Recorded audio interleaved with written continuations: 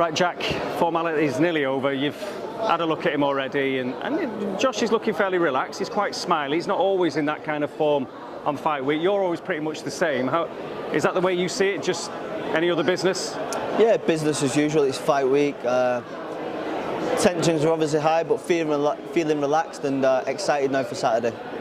He's had changes since the last time, obviously, 27 months ago, and I know you're probably sick of talking about that fight. He's had a new camp, obviously, over at Rotunda with Joe McNally. He's talking very well of that. That's a bit of a difference in his head. Do you think he needs to give himself those kind of little extra bits after what happened first time round? Yeah, I don't read into it too much.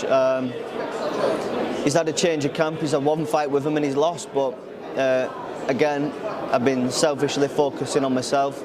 I know what I've got to do Saturday. I expect a tough fight, and I expect him to have been training with Joe and prepared well, the best he can, and I expect him to be ready.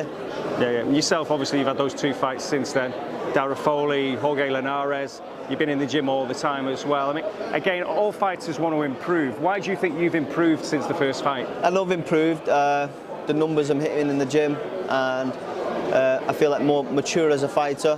I've had 2 years since the first fight where I've stayed in the gym.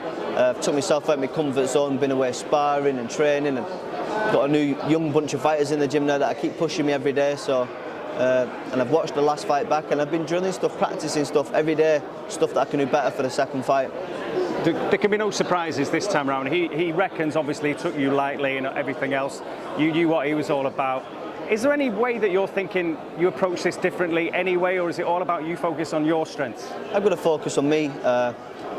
It's all well and good having game plan A, B, C, D, but I think ultimately you only know how the fight's going to unfold as you're in that moment, and you've got to be prepared for anything to happen, and I will be prepared. Any bitterness now when we're so far down the line? You know, obviously your life could have changed massively then. There's no belts on the line for this one for a start. So how do you process all that now? You know what, I'm not a person that gets caught up in the past. I'm all about today and the future, tomorrow, so to speak. But it is what it is. We're ultimately at this point now because although he thinks he won the fight, he didn't win the fight. The public know that, I know that, and he's cornered into fighting me again. Yeah, all eyes on this one though now. Everybody is expecting you to perform. There's added pressure on you. There was no real pressure on you last time. Are you the kind of fighter though that's going to just get that again a little few more percent? Yeah, you know what, and there wasn't any pressure in the first fight, but I put that pressure on myself. I expected myself to win, and I'll always put that pressure on myself to perform. Yeah. So just kind of, what have you visualised? What happens on Saturday night?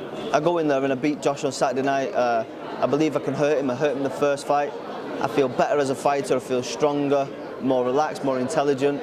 And if I don't knock him out Saturday, I'm going to beat him on points.